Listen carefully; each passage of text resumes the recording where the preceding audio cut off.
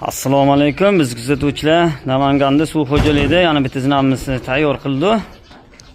Bugun Xudo xolisa o'y egalariga qo'yib topshiramiz. Shu obyektda birinchi etajda, ikkinchi etajga zinapamiz o'zi tayyor qildi.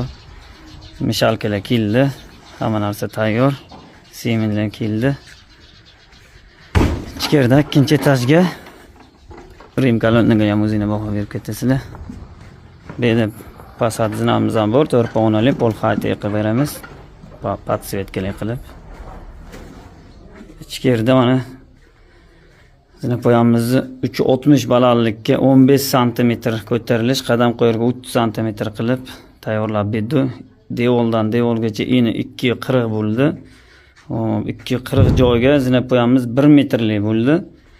1 metrdan zinapoya ketish. O'rtada mana 40 sm aylantirib olganmiz. Armaturlarni ham 12 li begovotdan tashidi.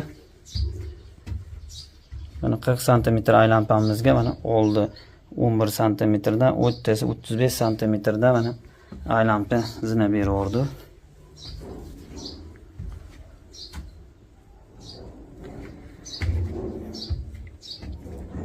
24 pog'ona tushdi. 360 balandlikka.